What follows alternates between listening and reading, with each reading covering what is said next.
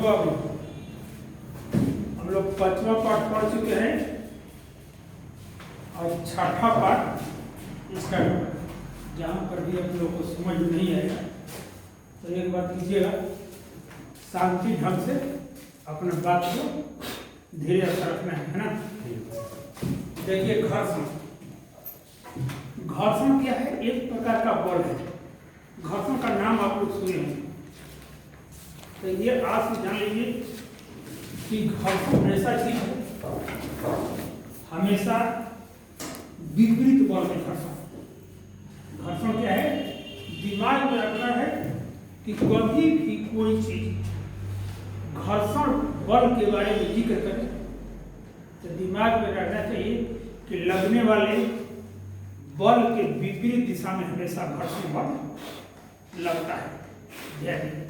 Newton के प्रथम गति नियम से हम जानते हैं ना कि कोई वस्तु गतिशील है तो गति की अवस्था में ही रहना चाहती है, और कोई वस्तु विराम है तो विराम की अवस्था में ही रहना चाहती है। इतना तो क्लियर है, इसमें कोई शक की बात नहीं है। तो कहने का मतलब कैसे पता चलेगा कि कोई वस्तु देखते हैं कि कभी चल रही है तो रुक जाती है, ऐसा देखते हैं? लेकिन कैसे? किसी वस्तु को पृथ्वी तल पर लुढ़का कर और खिसका कर, लुढ़का कर या खिसका कर, लुढ़काना और खिसकाना किसे कहते हैं? देखिए, ये हमारा हथेली है ना, हथेली पर ये कलम है ना, कलम को ऐसे करते हैं तो खिसकना, सरकना जिसको कहते हैं। इस चीज को क्या कहते हैं? सरकना। देख रहे हो?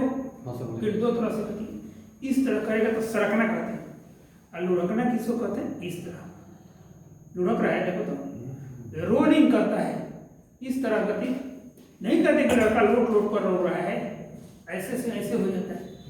इस शब्द को देखना, इस चीज को क्या कहते हैं? लुढ़कना कहते हैं, ठीक? और इस चीज को क्या कहते हैं? सरकना। क्लियर हो गया? तो कहने का मतलब है कि जब किसी वस्तु को पृथ्वी तल पर कहीं भी तल पर लुढ़का कर या खिसका कर छोड़ देते हैं तो कभी देखते हैं कि उसका वेग धीरे धीरे कम होता जाता है। क्या होता है? कम होता जाता है, और लास्ट में वस्तु रुक जाती है। जैसे गेंद को ऐसे कर दीजिएगा कि धीरे धीरे वेग कम नहीं होगा, कुछ देरी के बाद रुक जाएगा ना। तो न्यूटन का प्रथम गति नियम क्या कहता है? कोई वस्तु उसी अवस्था में तब तक रहने की कोशिश करती है जब तक कि उस पर कोई बाह्य बल आरोपित न किया जाए। ठीक है? तो कहने का मतलब कि अगर न्यूटन के प्रथम गति नियम का पालन करती पिंड, तो पिंड कभी रुकती नहीं। इसका मतलब है कि जमीन के जो सतह है, सतह द्वारा उसके विपरीत दिशा में कोई बल लग रहा है। जैसे मान लीजिए ये गेंद है, गेंद ऐसे जा रहा है ना, धीरे धीरे जाकर एक बल क्या होगा? अपने आप संपर्कीय सतह कहलाता है। ये क्या कहलाता है? संपर्कीय सतह। कहने का मतलब कि हमारा हथेली एक वस्तु हो गया, ये वस्तु हो गई, तो इस पर जब कोई वस्तु को हम चलाएंगे तो ये संपर्क में आ गया, तो इस सतह को क्या कहते हैं? संपर्कीय सतह। तो ये वस्तु ऐसे जा रही है, कुछ देर के बाद क्या होगा? वस्तु रुक जाती है। रुकने का मतलब है कि इसके विपरीत दिशा में कोई बल लग रहा है। अगर बल नहीं रहता है, बल नहीं लगता है, तो न्यूटन के प्रथम गति नियम से ये वस्तु गतिशील रहती ना, लेकिन रुक जाती है। ऐसा क्यों? ऐसा इसलिए होता है इसके गति के विपरीत दिशा में कोई बल लगा है। उसी बल को हम क्या कहते हैं? घर्षण बल।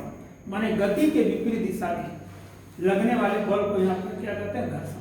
किस चीज का परिभाषा सुनिए, इसका रूप समझ गए कि घर्षण बल वास्तव में है क्या? घर्षण का मतलब है विरोधी बल है। कोई चीज गतिशील रहती है तो उसके गति के विपरीत दिशा में जो बल लगता है उस बल को घर्षण बल। अरे घर्षण नहीं रहता है तो संसार का कोई भी दैनिक कार्य, हाथ को पकड़े कभी नहीं देखते हो, सांप को अगर खुरदुरी जगह से हटाकर चिकना शीशा पर रखो तो सांप का हालत खराब हो जाएगा। सांप देखते हो चलता है ना, घर्षण बल द्वारा अच्छा सांप चलता है। अगर सांप को चिकने सतह पर अगर रख दिया जाए, अगर इस तरह से चलने लगेगा तो सांप चल पाएगा? हम ही लोग जमीन पर चलते हैं, अगर घर्षण बल नहीं रहता तो हम लोग जमीन पर चलता है। कभी कभी नहीं लगता है कि चिकना सतह हो जाता है, फिसलने का डर रहता है। जैसे घर में जिसके मजाक और ऐसे लगे रहते हैं कि क्या लगा रहता है, टाइल्स वगैरह, तो देखते हो बहुत आदमी संभाल कर उस पर चलता है, नहीं संभाल कर चलेगा तो फिसले, तो पानी भी पड़ता है तो फिसले। तो कहने का मतलब है कि उसके विपरीत दिशा में बल लगता है। लिखित तो परिभाषा, जब कभी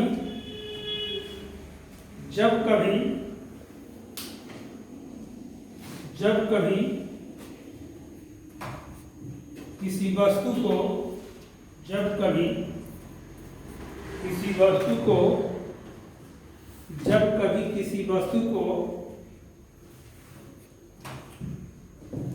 लुढ़का कर या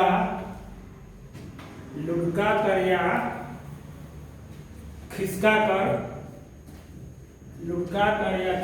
कर छोड़ दिया जाता है, लुढ़का कर या खिसका कर छोड़ दिया जाता है तो वस्तु का वेग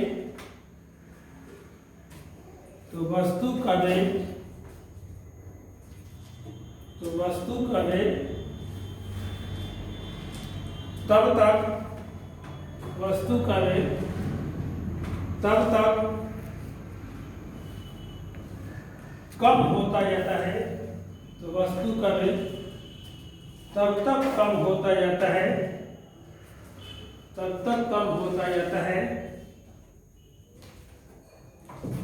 जब तक कि वस्तु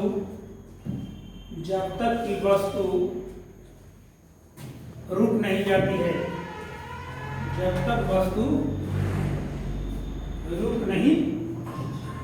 जाती है, नीचे लिखना। अतः संपर्कीय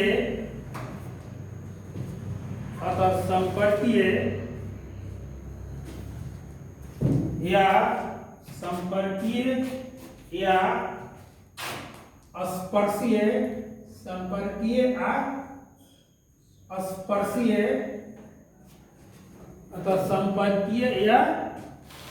स्पर्शीय सतह द्वारा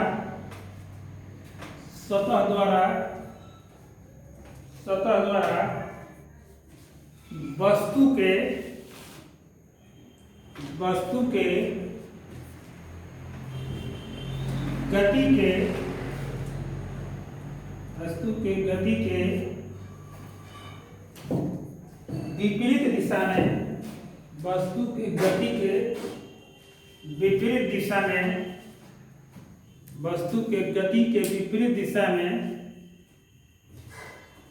जो बल आरोपित होता है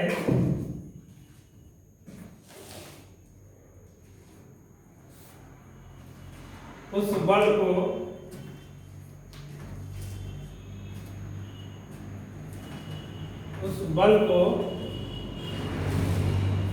घर्षण या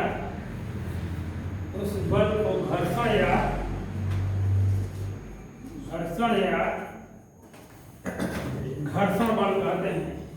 उस वस्तु को घर्षण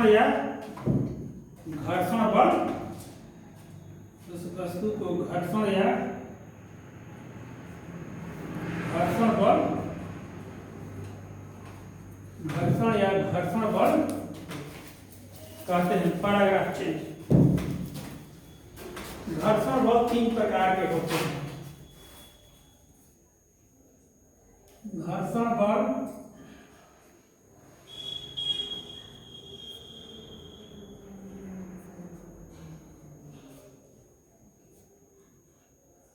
घर्षण या तीन प्रकार के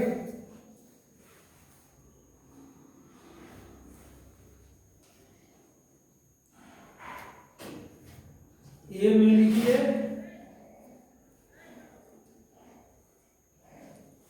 विसर्पी घर्षण, स्लाइडिंग,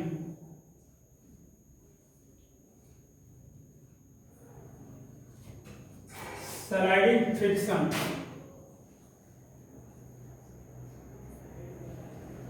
स्लाइडिंग फ्रिक्शन। बी में आइए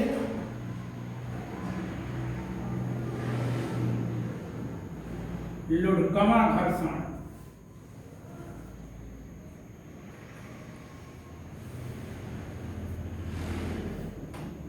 रोलिंग फ्रैक्शन,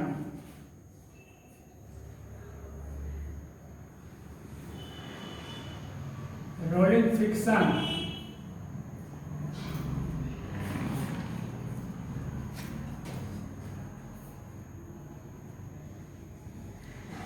सी में आइए तरल घर्षण,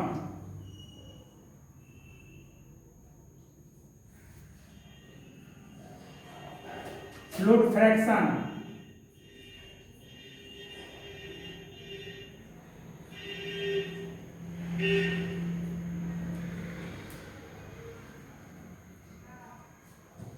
तो घर्षण कितने प्रकार के होते हैं? तीन प्रकार। ए में है विसर्पी घर्षण, बी में लुढ़कमा घर्षण और सी में है क्या है? तरल घर्षण। हम सबसे पहले किसके बारे में चलेंगे? विसर्पी घर्षण के बारे में।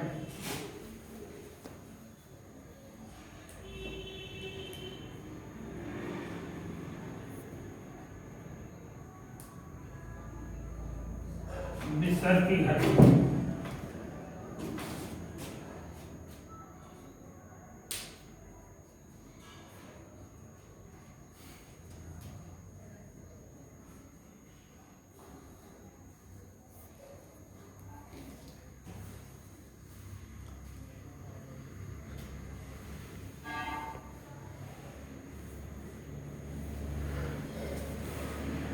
हो गया। देखो पहले नंबर विसर्पी अर्थ पहले समझ।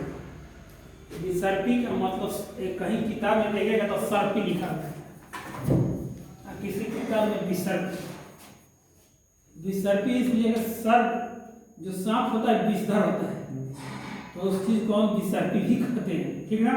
और सर्प तो समझते हैं सर्प माने सांप, सर्पी घर्षण लिखा है। सर्प कहने का मतलब कि हिंदी लैंग्वेज, इसको अंग्रेजी में क्या कहते हैं? स्लाइड। स्लाइड का मतलब होता है सरकना। सांप का कैसे चलता है? इस तरफ सरकते हुए चलता है। चलता है तो जमीन पर सरकता है ना, ऐसे ऐसे नहीं ना करता है।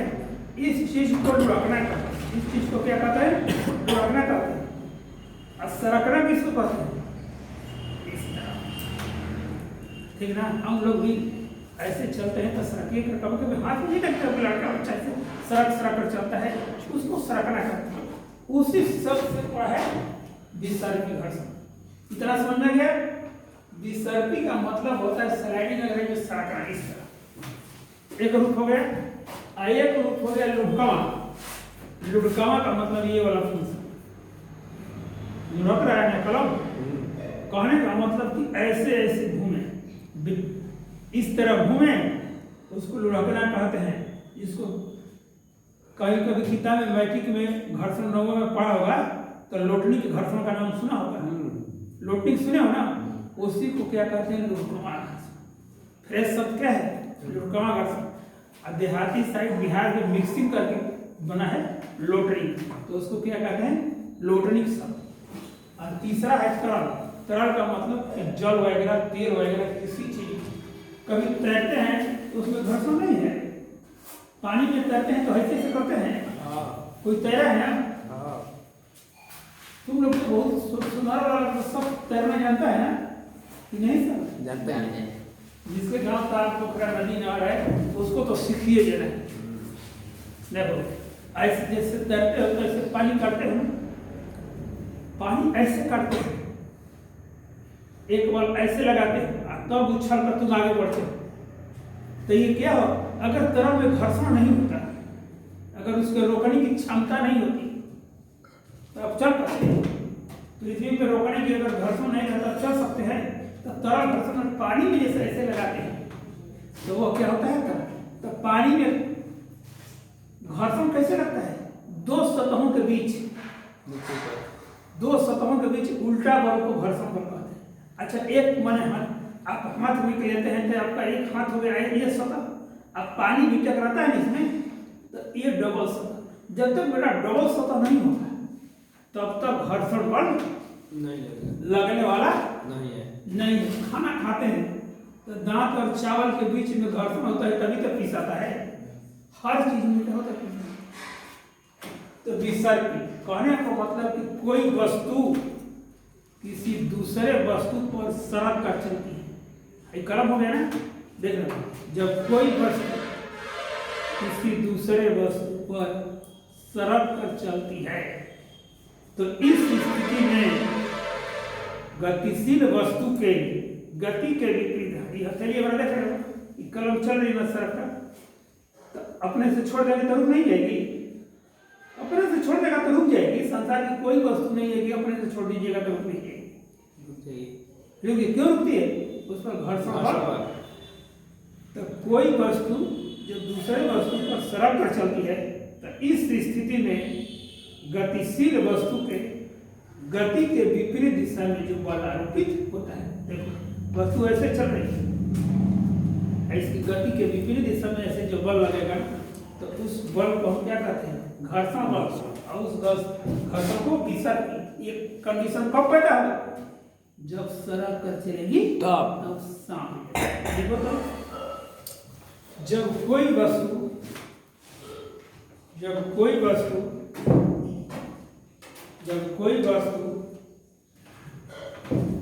किसी दूसरे वस्तु पर, जब कोई वस्तु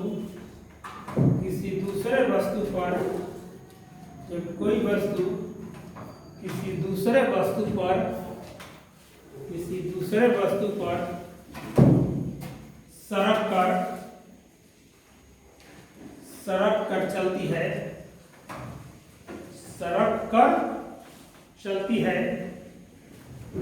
सरक कर चलती है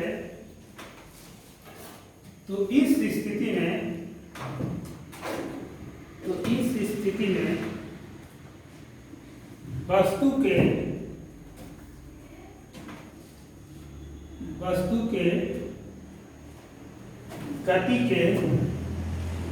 वस्तु के गति के विपरीत दिशा में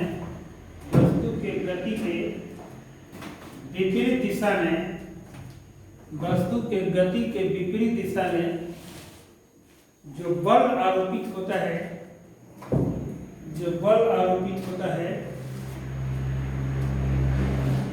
उस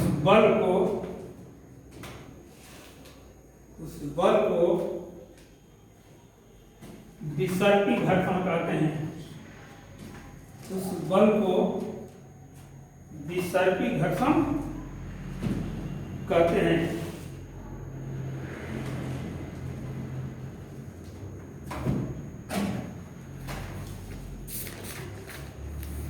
उस बल को विसर्पी घर्षण कहते हैं। विसर्पी घर्षण तीन प्रकार के होते हैं। विसर्पी घर्षण तीन प्रकार के होते हैं।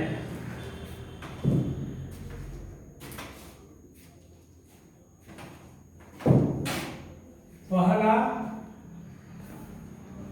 अस्थैतिक घर्षण।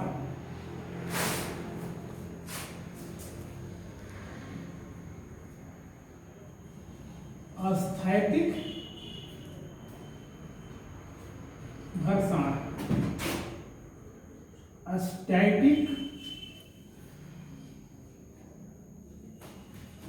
Static friction.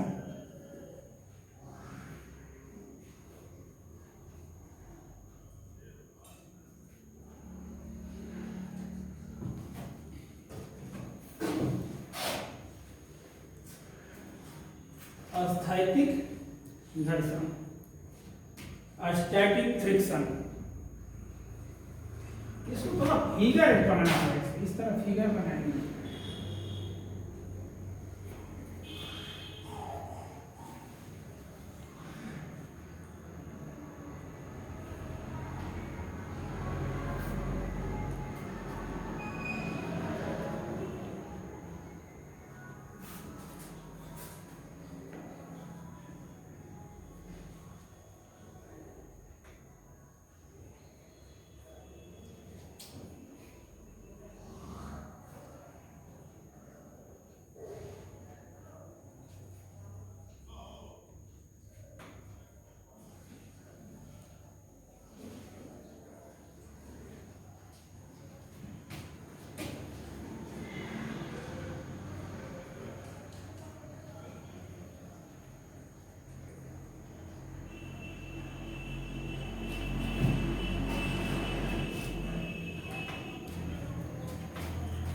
फिगर बना लीजिए। तो इसको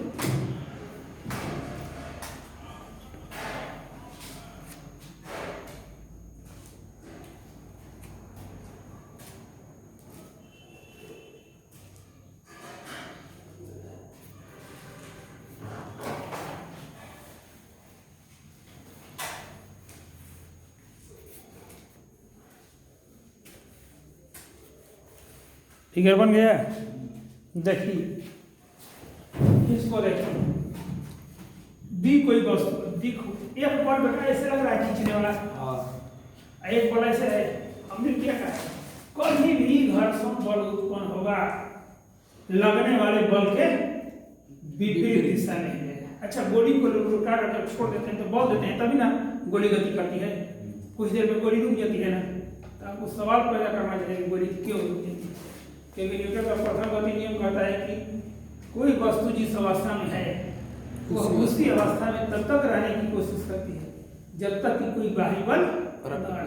तो कहने का मतलब घर्षण बल क्या है, बाहरी बल हो गया रोकने वाला। इसी तरह ये कोई वस्तु है, ये वस्तु बी वस्तु पर स्थित है।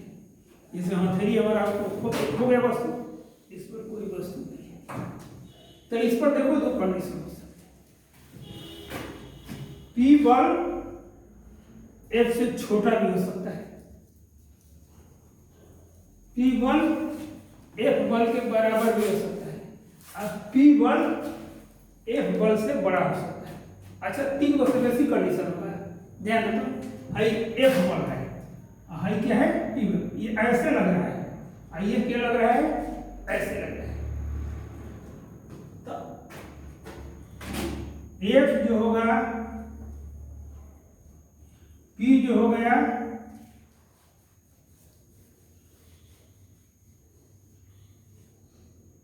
P जो बल है F से छोटा भी हो सकता है। ध्यान दो, कंडीशन बता रहा है, इससे ज्यादा कंडीशन नहीं है। P F से छोटा भी हो सकता है, P F के बराबर भी हो सकता है, P F से बड़ा भी हो सकता है। तीन गो से बेसी कंडीशन होगा ना, ध्यान दे। तो दिमाग लगाओ कि चौथा कंडीशन कैसे होगा, नहीं होगा। तो इसलिए विसर्पित घर्षण कितने प्रकार के होते हैं, तीन प्रकार के। अब कोई प्रतिक्रिया है कि तीन आखिर क्यों हो गए। अगर कोई बल को हम क्रिएट करते हैं एक दूसरे के विपरीत दिशा में, तो तीन गो से अधिक कंडीशन, या तो P बल घर्षण बल से छोटा हो सकता है, घर्षण बल से छोटा बल हो ही P बल, तो कभी खींच पाई होगा ना, रुक जी हुए खींचा पाएगा।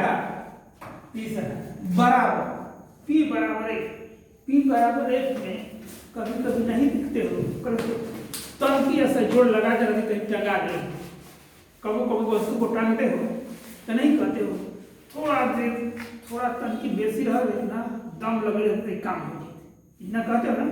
तो चरम घर्षण P बराबर एक को संतुलन अवस्था कहा जाता है। कैसे होता है वो उसका नेचर होता है।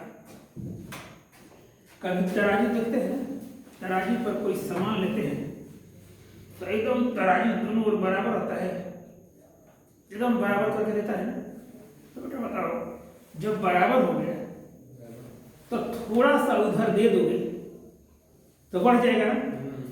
तो बढ़ाना नहीं है, कहने का मतलब कि थोड़ा सा अनाज उस तराजू पर अधिक रख दिया तो पलड़ा झुक जाता है।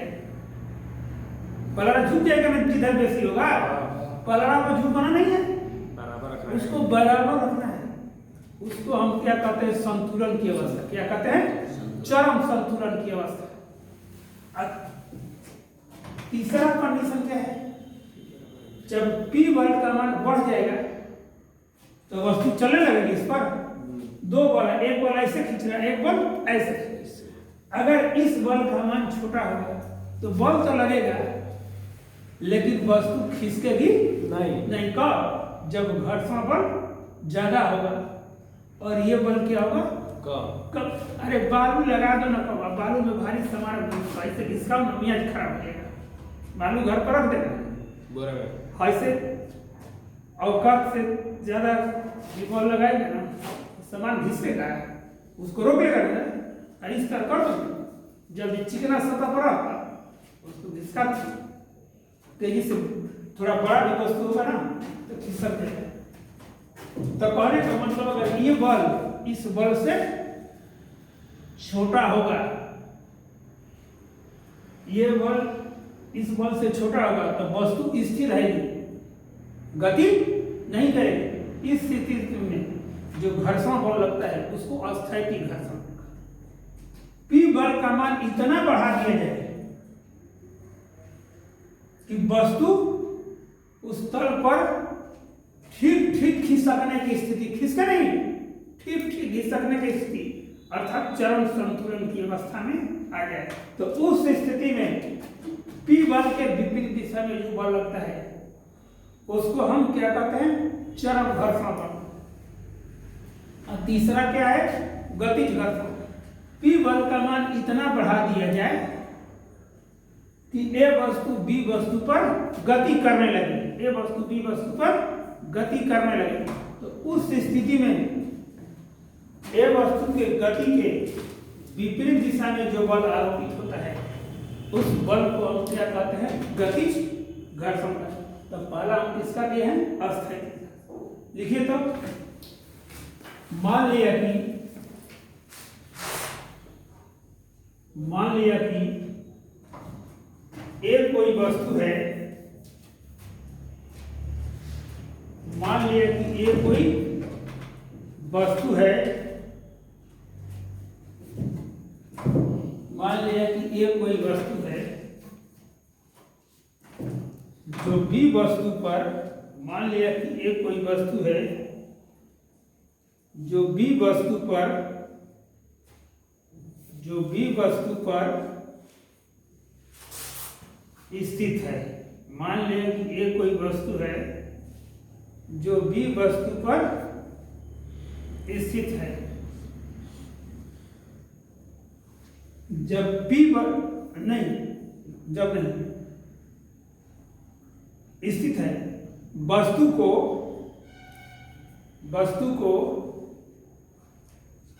P बल से, वस्तु को P बल से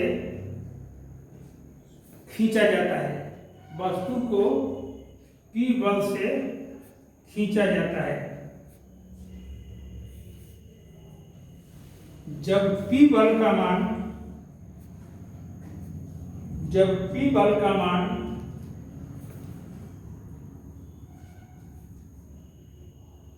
कम रहता है, जब P बल का मान कम रहता है तो A वस्तु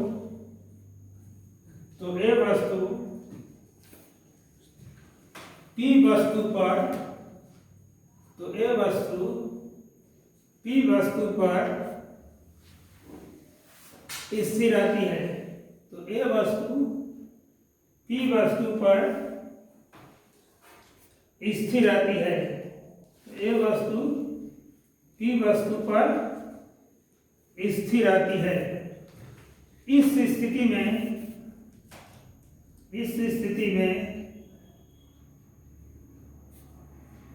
P बल के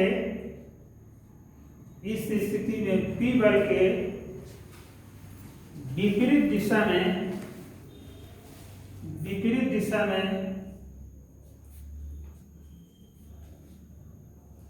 लगने वाले बल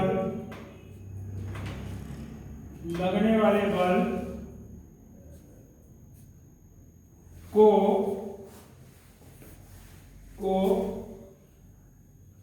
अस्थायिक घर्षण कहते हैं। लगने वाले बल को अस्थायिक घर्षण कहते हैं। इसे प्रायः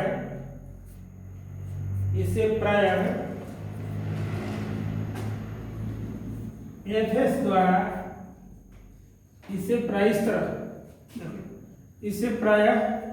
एफएस द्वारा सूचित किया जाता है। इसे प्रायः एफएस द्वारा सूचित किया जाता है। नंबर 2 पर आइए, चरम घर्षण।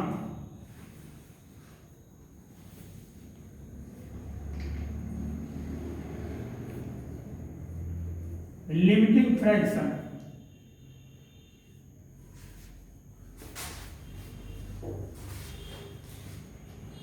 लिमिटिंग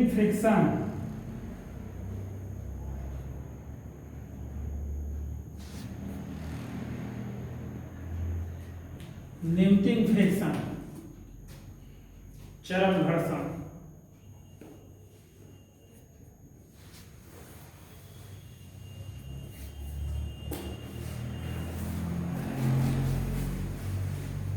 P बल का मान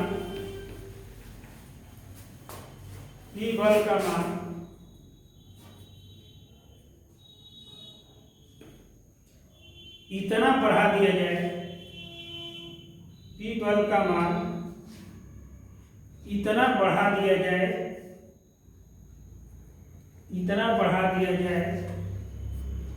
कि ए वस्तु ऐसे लिखते हो ना, ए वस्तु बी वस्तु पर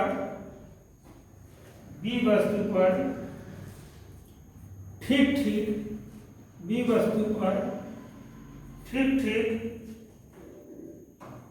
खिसकने की स्थिति में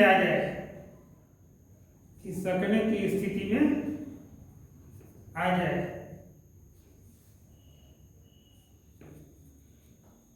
इस अवस्था को चरम संतुलन की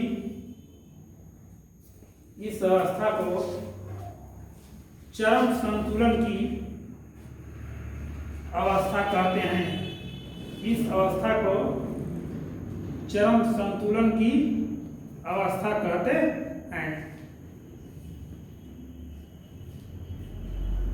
चरम संतुलन की अवस्था कहते हैं। इस अवस्था में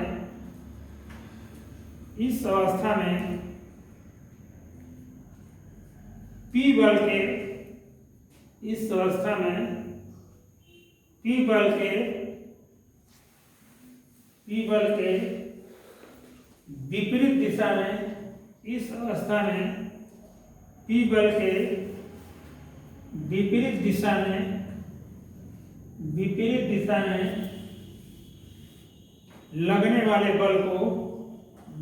दिशा में लगने वाले बल को चरम घर्षण कहते हैं। लगने वाले बल को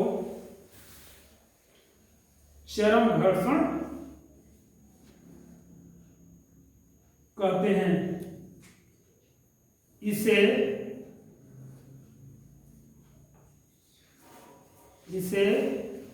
FL द्वारा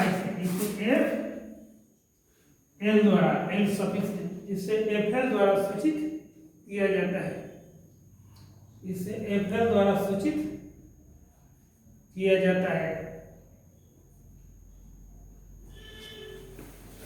कैसे भाई? F तो घर्षण बल हो गया और लिमिट की पहला अक्षर एल L है ना, इसलिए कैसे सूचित किया जाता है? एफ एल से FL द्वारा सूचित। तीसरा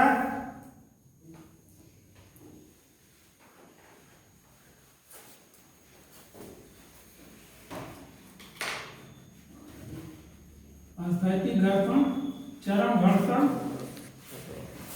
और एक कौन सा घर्षण है ये बताए थे? गतिज घर्षण। गतिज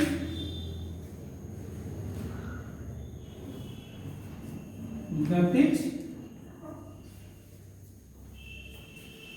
घर्षण को अंग्रेजी में कहते हैं काइनेटिक फ्रिक्शन। काइनेटिक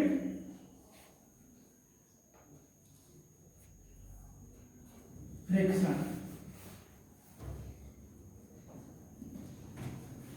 गतिज घर्षण, काइनेटिक फ्रिक्शन।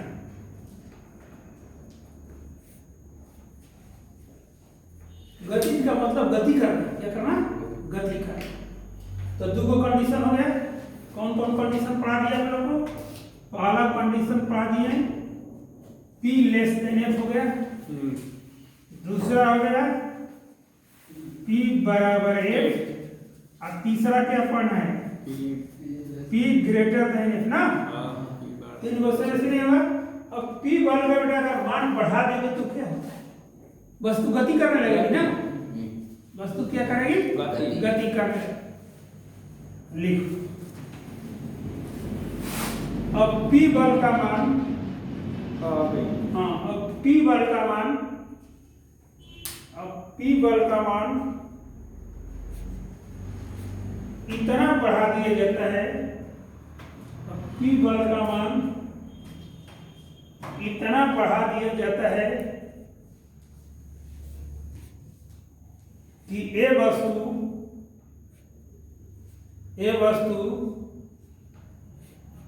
B वस्तु पर, A वस्तु B वस्तु पर गति करने लगती है। A वस्तु B वस्तु पर गति करने लगती है, गति करने लगती है। इस स्थिति में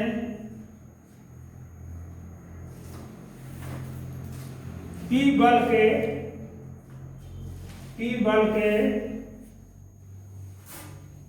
विपरीत दिशा में, इस स्थिति में P बल के विपरीत दिशा में लगने वाले बल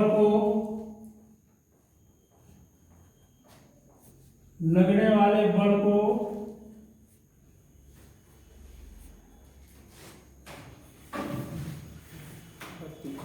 गतिज घर्षण बल कहते हैं।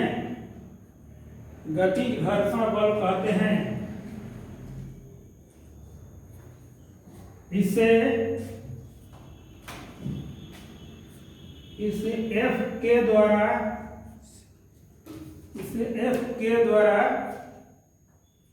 सूचित किया जाता है। इसे F के द्वारा सूचित किया जाता है। हो गया। अब नंबर बी, लुढ़कवा घर्षण। देखो तो तीन को ये हो गया, पहला हो गया ना। बी में आइए तो लुढ़कवा, शुरू में लिखा है ना तीन को, लुढ़कवा घर्षण।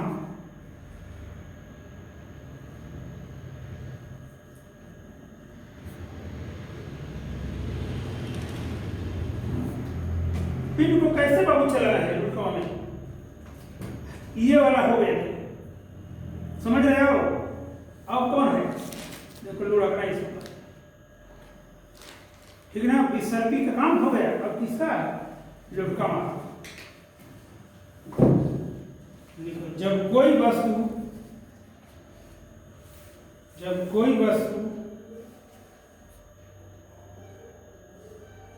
किसी दूसरे वस्तु पर, जब कोई वस्तु किसी दूसरे वस्तु पर लुढ़क कर, जब कोई वस्तु किसी दूसरे वस्तु पर लुढ़क कर गति करती है,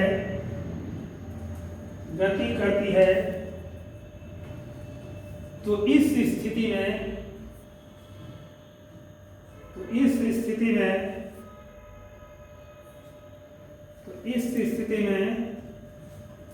संपर्कीय सतह द्वारा,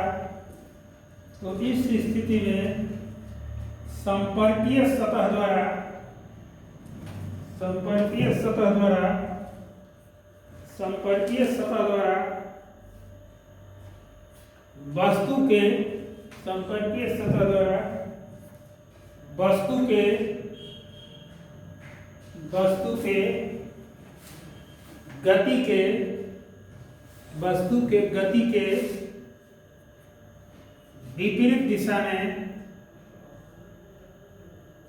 विपरीत दिशा में जो बल आरोपित किया जाता है, विपरीत दिशा में जो बल आरोपित किया जाता है, उस बल को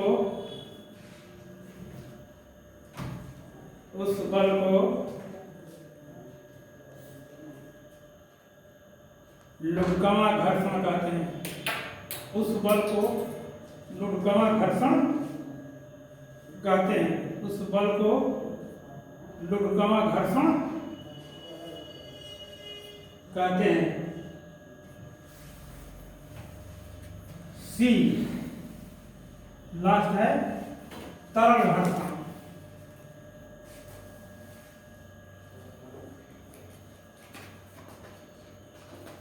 तरल घर्षण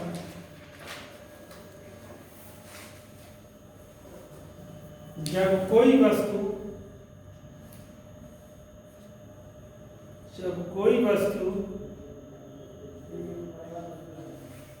किसी तरल में,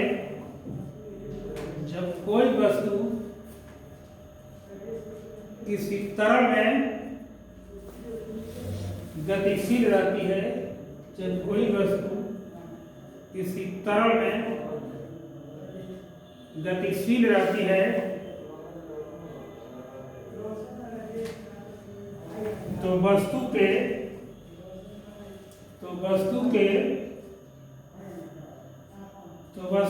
गति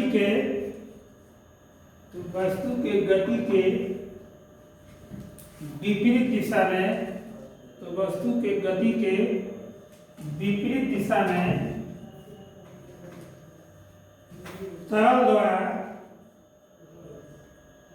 तरल द्वारा जो बल आरोपित किया जाता है, तरल द्वारा जो बल आरोपित किया जाता है,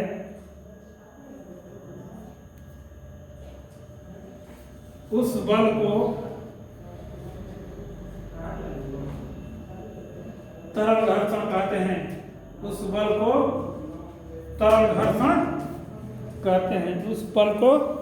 तरल घर्षण कहते हैं।